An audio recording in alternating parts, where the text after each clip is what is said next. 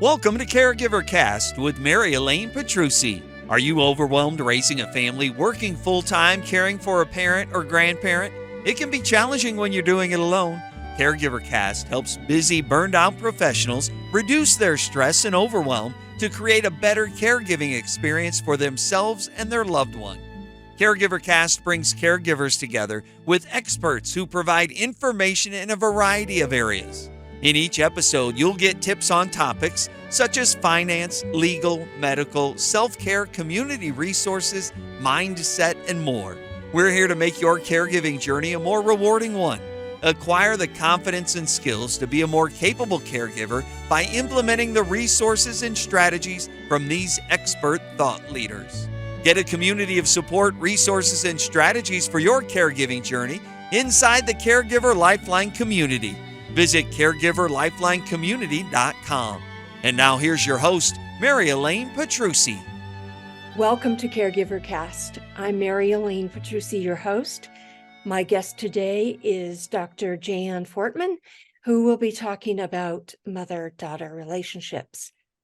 And that can be an easy or complicated situation when you're caregiving. So before I formally introduce Dr. Fortman, I will give you some background information about her. Dr. Janice Fortman believes that communication is the foundation for all relationships, both personal and professional. Her mission is to improve the quality of relationships using heartfelt, authentic, effective communication. Dr. Jan is an award-winning author, a sought-after international keynote speaker, relationship communication coach, distinguished Toastmaster, a 50-plus model, and producer and host of the Mother-Daughter Relationship Show and Relationships Matter TV.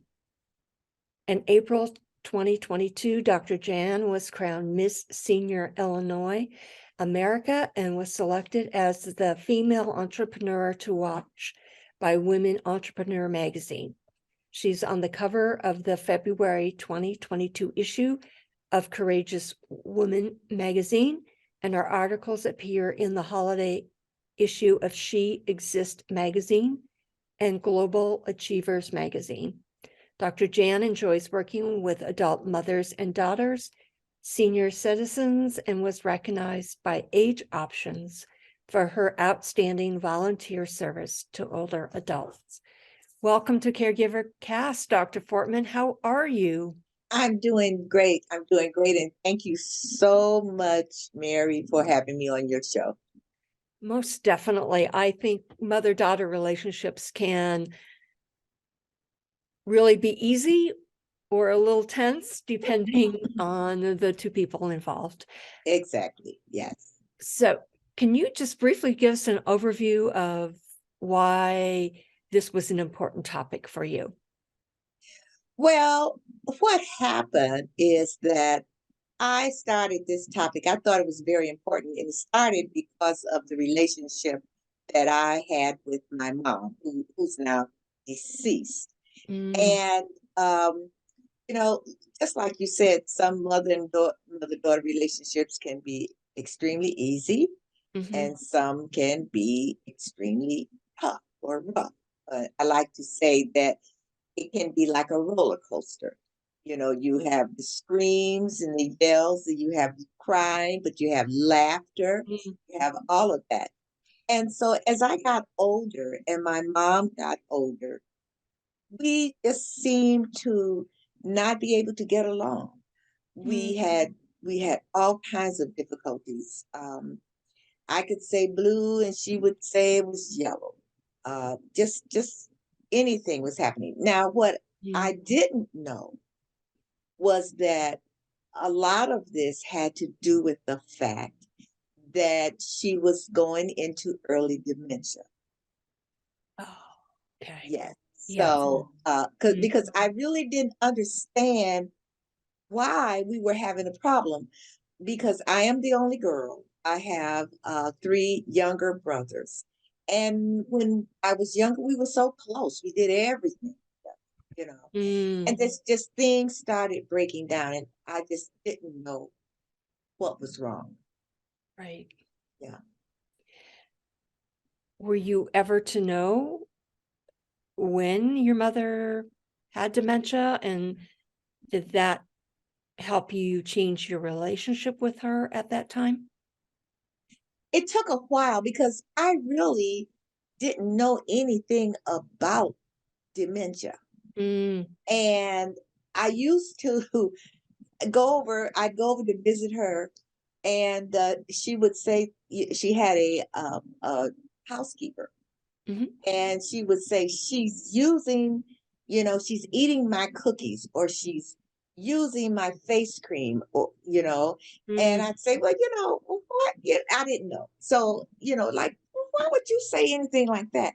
And then I would go into her closet, if we were going out shopping, and I would see like bananas in her closet, and why are mm, and I didn't know.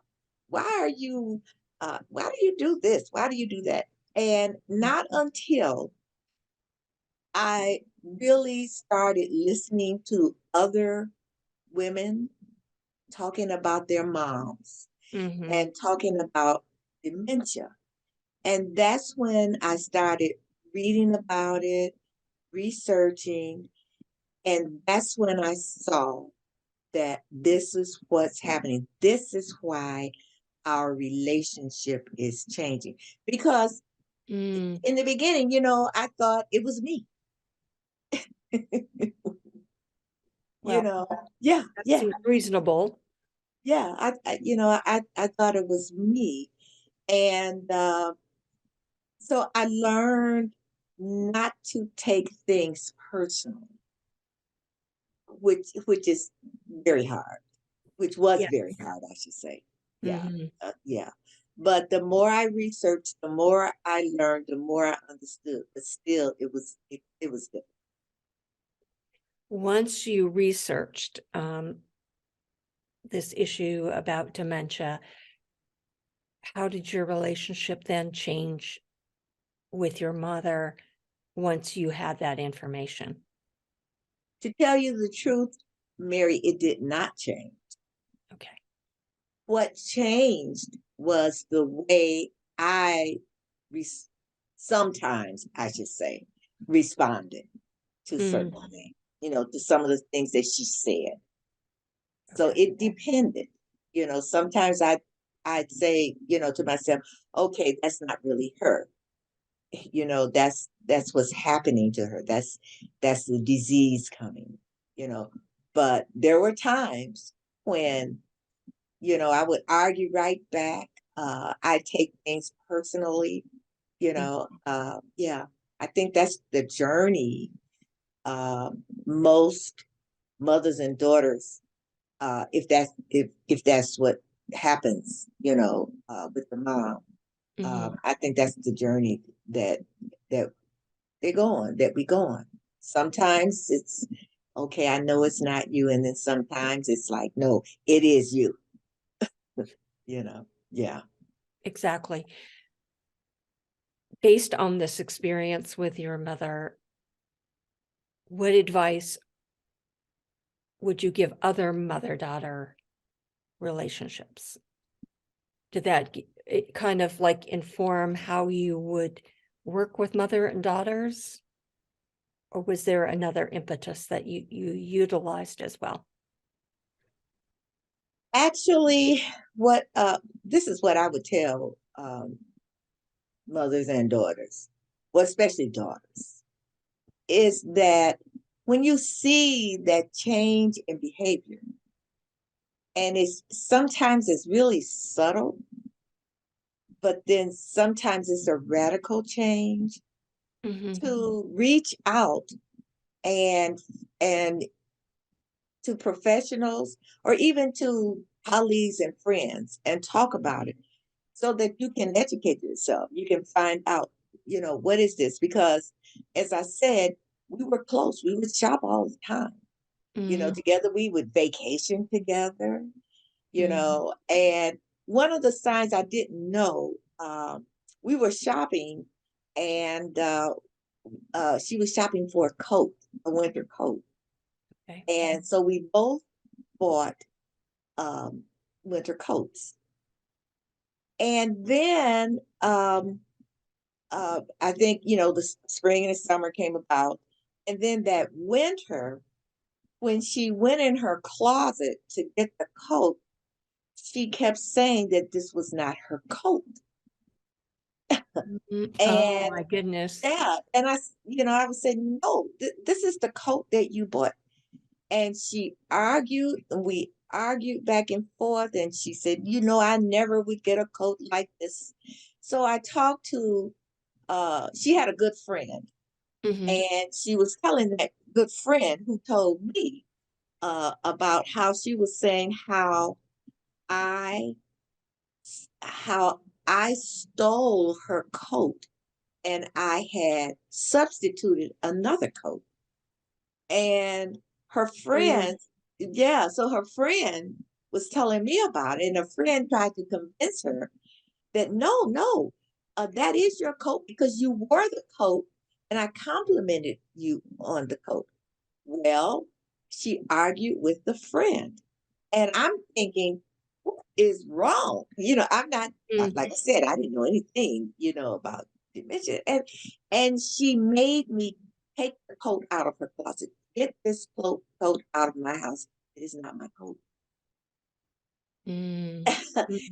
So when I'm saying the different signs that you see that it's really a change in behavior, or it's something that you really just don't understand, to reach out to, like I said, to professionals, to friends, to whatever, to find out what is going on. So that's the advice I would give. Okay. Based on your experience with your mother, how did this then, I guess, grow your practice? Oh, okay. So after I started really, like, as I said, researching.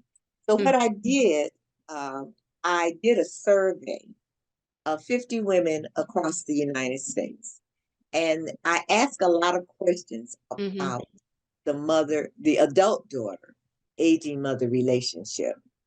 And it shocked me that over almost 80% of the responses was like, they were having these difficulties, these problems with their moms or with their adult daughters. And yeah, it really shocked me. And I thought, oh my goodness. So one day I was sitting in a restaurant and I was talking with my girlfriend. I'm complaining, about what's going on. And there was a woman sitting behind me. And she said, I don't mean to butt into your conversation, but I am having the same problem with my mom, and I just don't know what to do. And I thought, wow, so I started observing myself in the grocery store. I'd watch mothers and daughters, and I would see these different scenarios where the daughter was going, ugh, and the mom was, and and so I thought, you know what? I'm having this problem. There are a lot of other women having this problem. Let me see if I can help women, because I've been doing research, I've been doing some reading. It has helped me. So maybe I can help other women. And so I just started actually giving advice to my friends, on what to do. And they would say, like, that worked. And so I said, what happened is the Lord did this, knocked me upside my head and said, you need to write a book.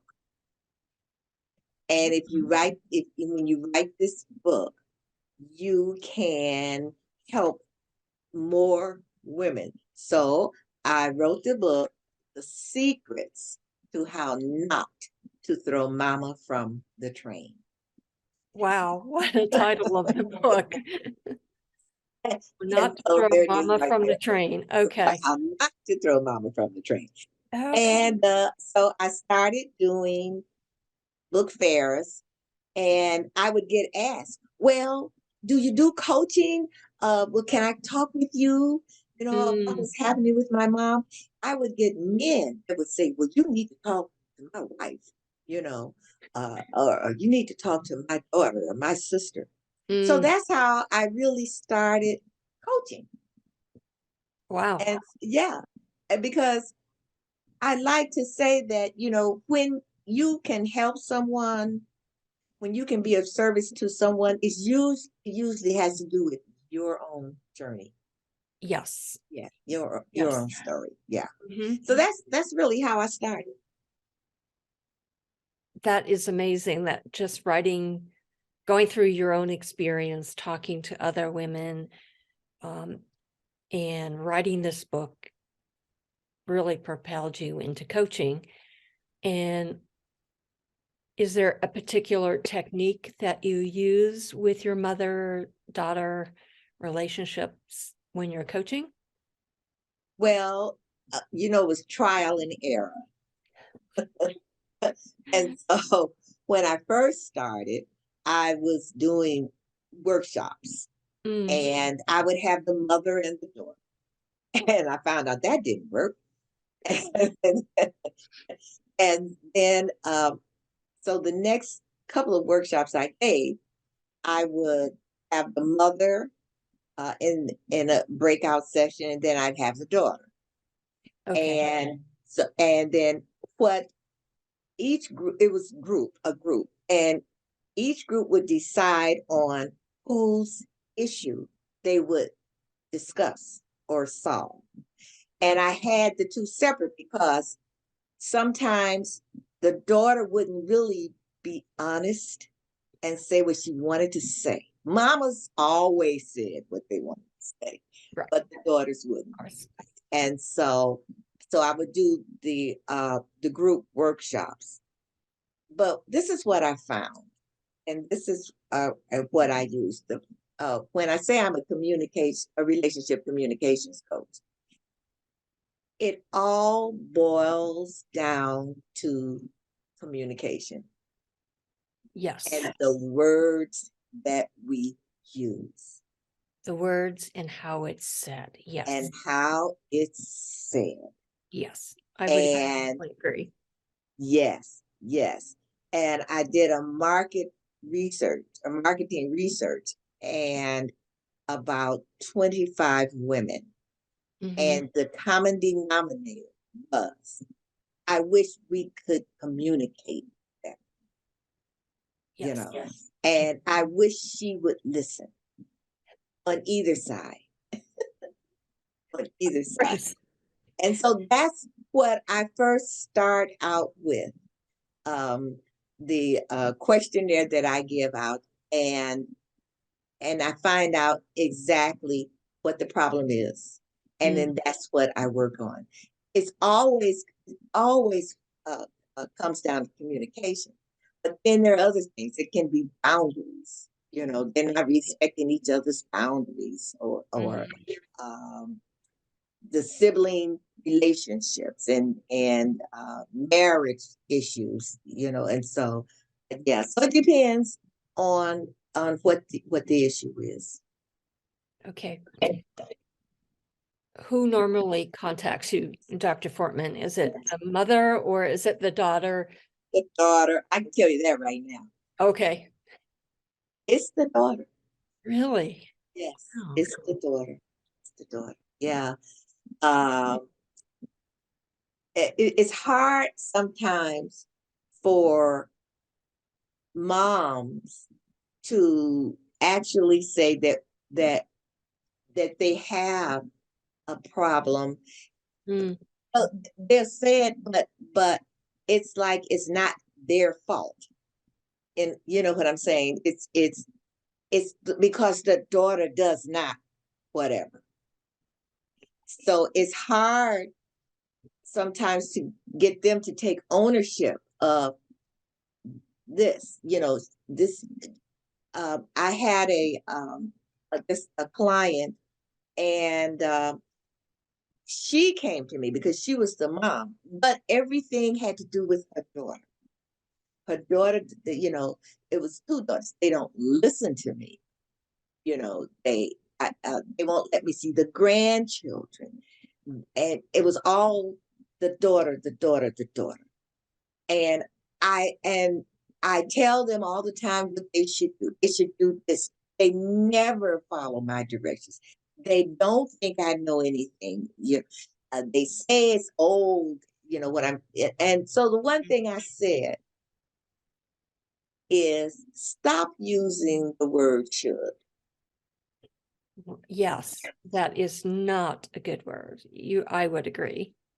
And because as soon as you say the word should, they shut down. Mm-hmm. You're telling them how they should raise their children. You're telling them how they should do this and they should do that. Stop using the word should.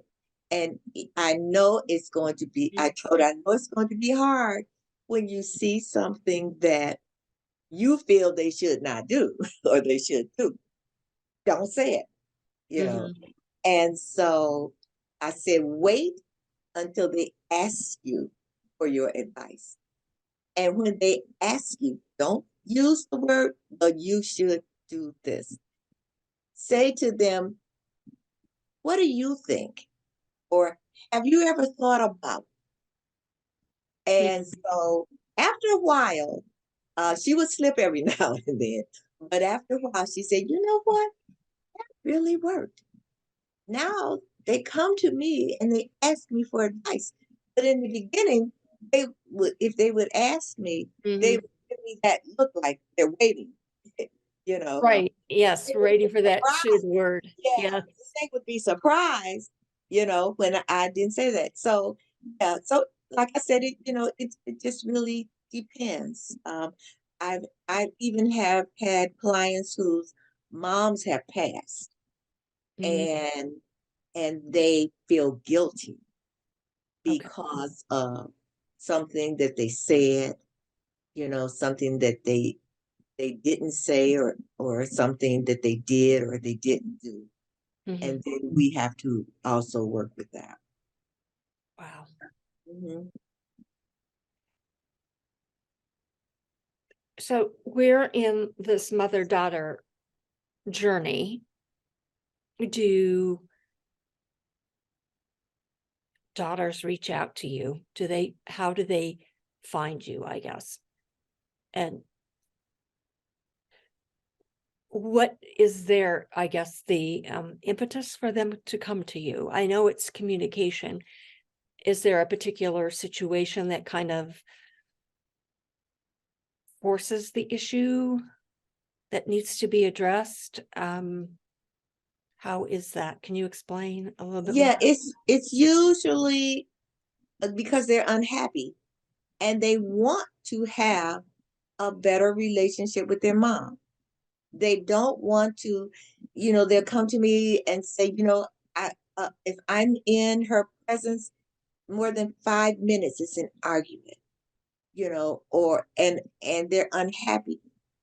Most daughters want to, you still want that loving relationship with your mother that you had, when you were young, when you were a kid, or, and when they see that that relationship has broken down, they really want to have that that loving, harmonious relationship with their moms.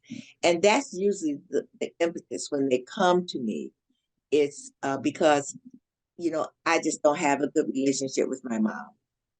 And then, it goes on to, why they don't, how they feel. Okay. And a lot of times it's referrals, because as I said earlier, it's almost 80% of mothers and daughters that have some of the issues are really, really dynamic And some are not. Some, just can be just a little something that they feel that they need help with. But it's a lot of referrals. And then from my, if they get hold of my book, Right. and then the mother-daughter relationship show. And I have to say, in my book, it's not just my journey. There are other women who contributed. There's humor in the book. Just a little story.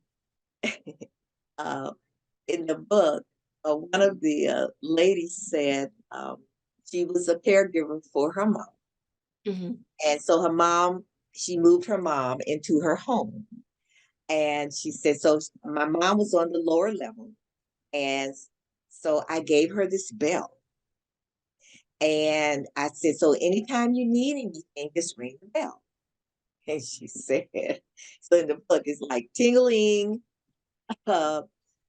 just make sure you do this, tingling, make sure you do that. And she said that bell would ring all day long, and then it would be tingling. I just wanted to make sure you heard the bell. Oh my goodness. She said she ended up one night taking the bell, taking the little thing out of the bell. And she said because she couldn't get any peace, and then there was one woman that she put in the book that she said, I developed a drinking problem because she said, I would go to my mom's house and I'd have my bottle of wine stashed on the back porch. And so when I would get like, oh my God, she said, Right. I'd go out and take a drink of wine and then come back in. So, yeah, so it's different stories of one of the daughters got a mother computer. And so her mother went online and found her a boyfriend. Oh my goodness. So how did the daughter deal with that? Well, the daughter was saying that I was just letting her know, don't send him any money. And she said the mother said to her, you think I'm stupid. I'm not sending him any money. I won't even give your brother any money. And so I'm just having myself a good time. So Okay. so like I said, it's some humor in there, it's some journeys in there that, that are kind of intense. Stress relievers, different things, and prayers and scriptures. Yeah. Lots. Yeah. So through this journey, talking with mothers and daughters, can you give caregivers 3 tips of what they could do to improve their communication with one another? Sure. The first tip, and I want daughters to remember this, you cannot change your mother, but you can change the way that you respond to challenging situations. That's number one. Number 2, there will come a time when you will have to make a decision that your mom will totally disagree with and be very defensive and obstinate. But if the decision is what's best for her, you will have to make that decision. And it's going to be hard. And the third tip, give your own self some slack and give yourself time to do whatever makes you happy and makes you content. It can be going to a movie. It could be listening to music. It could be meditating. Take care of yourself, because in order to be a good caregiver, you have to do the caregiving to yourself. Most definitely. Thank you for that. So you're suggesting that we change the way that we respond to a challenging situation, understand that a parent may make a decision that we may not agree with. However, we need to accept it for what it is and to do self-care, which I Yeah. totally agree with, because unless you can fill your cup first, you aren't able to help someone else. Yes, definitely. That is really a lot of wisdom. Thank you, Dr. Fortman. I hear that you have a free offer for our audience today. Yes.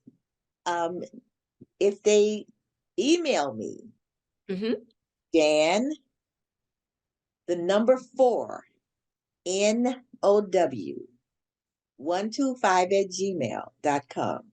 That's Jan for now, 125@gmail.com. And I will send them my ebook, 5 Simple Tips to Have a Better Mother-Daughter Relationship. Awesome. I think that is a wonderful offer for our audience. Fortunately, most of the time, I feel like my mother and I did get along. There seemed to me at one point that sometimes my mother would kind of make up a story, I think, just to make me get upset. And once well, for example, I guess they bought me some Christmas gifts and I wanted my parents to take a few gifts back.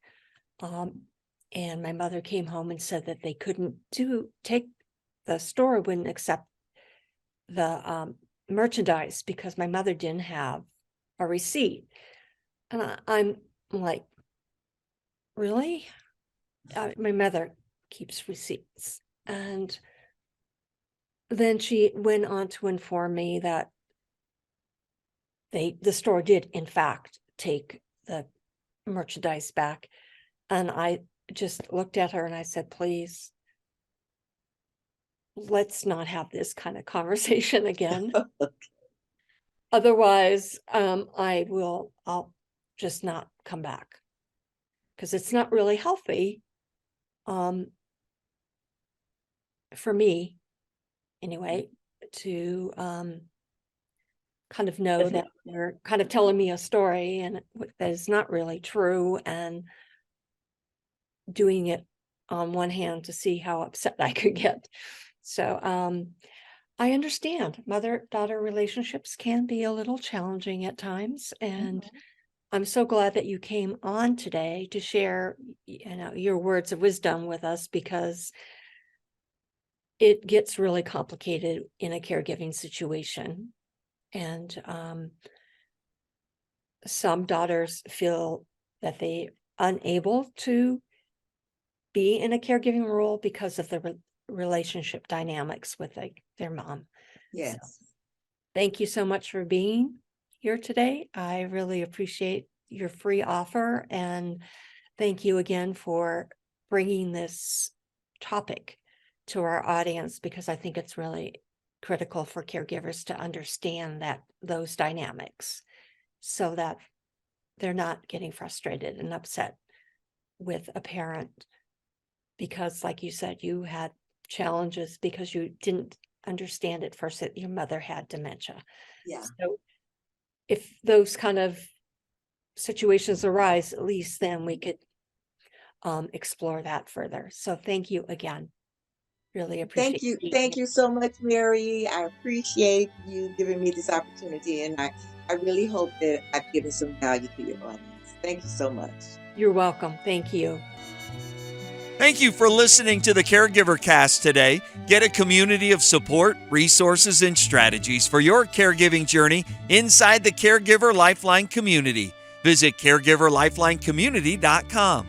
Get involved with the show. Send your email to mpetrusi2002@gmail.com. And we'll see you again next week for another episode of Caregiver Cast.